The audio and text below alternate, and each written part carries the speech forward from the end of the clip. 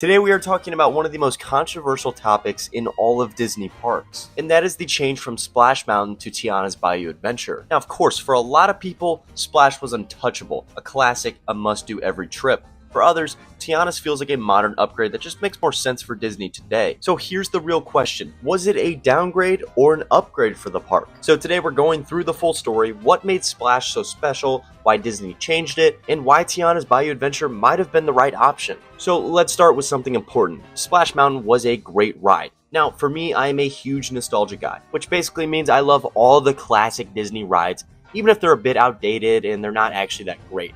But with Splash Mountain, I just never really had a strong connection towards this ride. But I do understand a ton of you have a very strong connection towards this ride, because when it opened at Magic Kingdom in 1992, it instantly became one of the park's biggest attractions, and not just because of the one drop. Instead, the ride was very long, it had dozens of animatronics, it had music that stuck in your head for the rest of the day, and it told a full story from beginning to end. So it was by no means your average boat ride. You didn't just get in, go down a drop, and get out. You went on a full journey. The slow beginning scenes built atmosphere, you floated through colorful sets filled with tons of characters, the music carried through each section, and then the tension slowly started to build as you approached all the different drops of this ride, including the big one on the top of the mountain. Which obviously, that final moment, you're climbing, you can hear the music building, you can feel the drop coming, and then you finally go over the edge, and it's just one of the best views you'll get on any Disney ride. You see all of Magic Kingdom, you're literally straight in line with the Cinderella Castle. It's just so iconic, and that drop became a symbol of Magic Kingdom.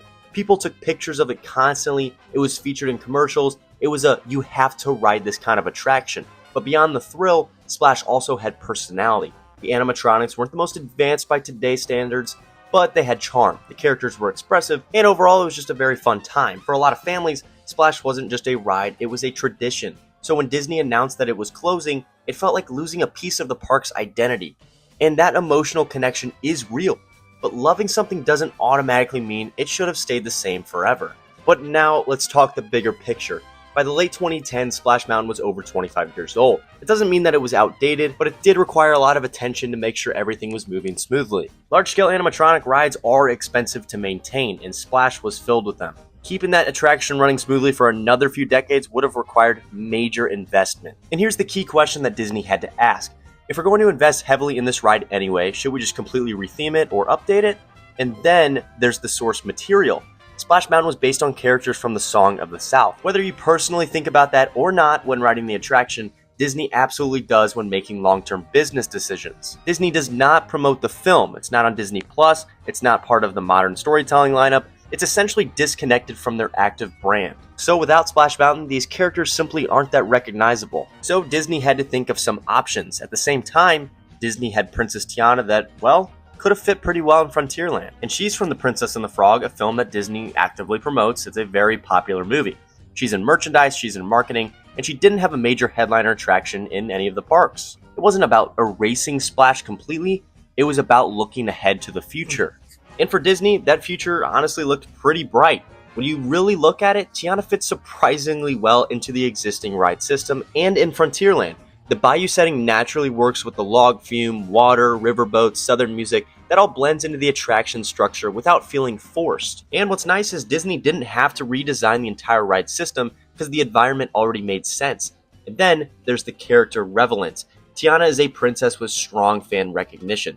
Kids love her, families connect with her, and from a representation standpoint, giving her a major e-ticket attraction is significant for the park lineup, especially at Magic Kingdom. Because Magic Kingdom is very character driven. I mean, that's the tone of the park. They've got it all. And when guests walk into Magic Kingdom, they would definitely expect to see characters they recognize from films they can go home and watch. And that's something Splash couldn't offer in the same way anymore, unfortunately. Like I said before, I wasn't a huge fan of Splash Mountain as much as I like pretty much every Disney ride, but I understand a ton of you did love it. But at this point at Magic Kingdom, I just feel like Tiana's is so much more relevant than Splash Mountain, at least towards the end of its lifetime. And it's simple.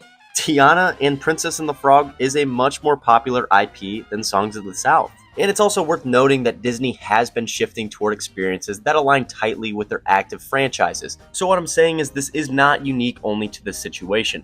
You see it across all four parks. There's been plenty of rides that have been changed from their original version to a more popular IP theming. For instance, at Epcot, you had Maelstrom years ago at the Norway Pavilion, which was a really nice boat ride that took you on an adventure throughout Norway's history, which made it a very important ride. Unfortunately for Maelstrom, Frozen came out and was a huge success, actually one of the most successful Disney movies ever, and once again, the popular IP took over the classic Disney ride. Now for me, this one really hurt. I loved Maelstrom rather than Splash Mountain, so when they changed it over to Frozen, as much as I think Frozen is a cool ride, I really wish Maelstrom still existed. But you can't blame Disney for doing this. I understand why. Maelstrom really wasn't that popular of a ride, and then when they switched it over to Frozen, the wait time immediately went up to at least 60 minutes constantly.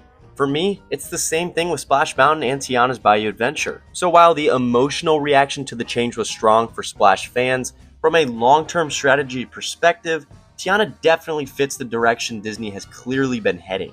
Now, let's not just talk about the IP and the theming of this ride, let's also talk about the actual ride and the ride quality. One area where Tiana's Bayou Adventure has clear potential is its animatronic technology. Yes, it's not going to work all the time, but where it's at right now is very impressive.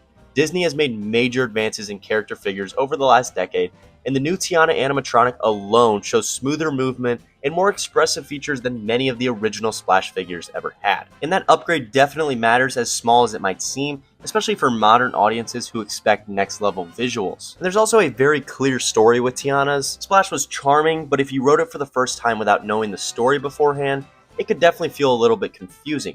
Tiana's presents a more straightforward storyline that today's guests can definitely follow much more easier. And this isn't me saying that Tiana's is a perfect ride. There's definitely some elements that I wish Tiana's had or maybe didn't have, and one of those is that there's no danger in this ride. The Princess and the Frog movie has a very good villain, and the fact that he isn't implemented in this ride at all is insane to me. There should have been a part where you're climbing a lift hill and his iconic theme song is playing.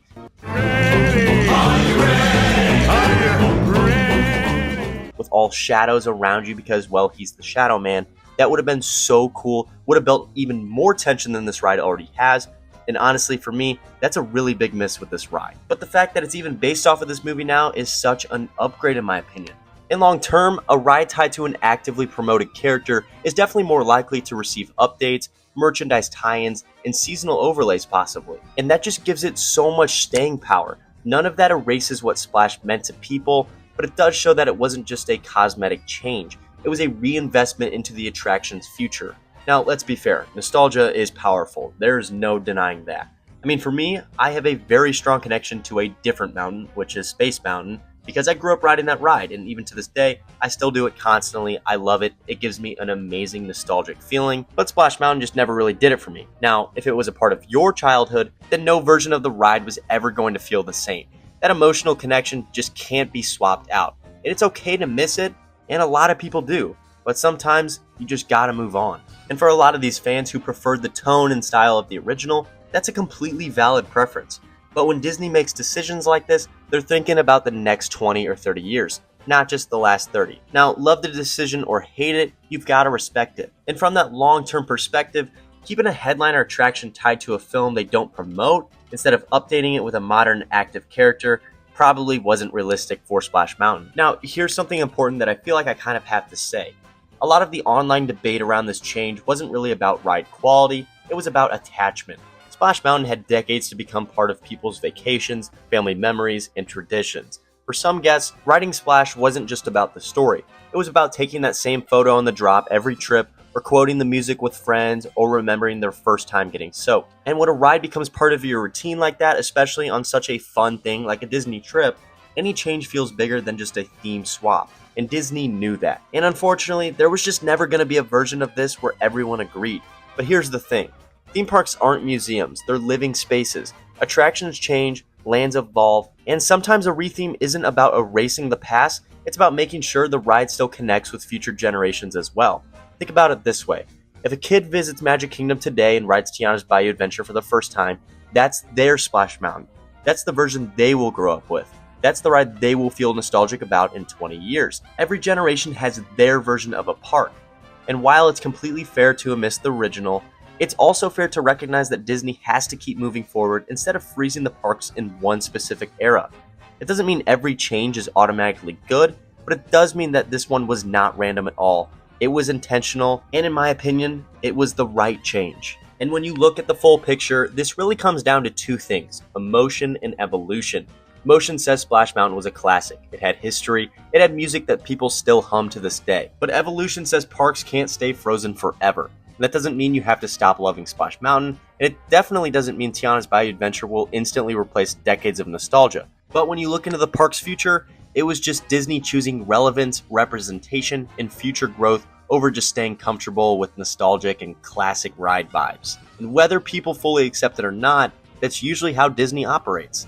Now the real question is this: 10 years from now, will Tiana's Bayou Adventure feel just as classic as Splash once did? Because that's when we'll really know if this was the right call, in my opinion. But now I want to hear from you guys. Was Tiana's Bayou Adventure the right change for this ride? Or do you think that Splash Mountain should have stayed exactly how it was? Let me know in the comments. I would love to hear what you guys have to say, because I know a lot of you are very passionate about Splash Mountain, and I love that. I love passion out of Disney fans. And if you guys enjoyed this deep dive, make sure to like and subscribe for more Disney Parks content. So thank you guys so much for watching, and I'll see you guys in the next one.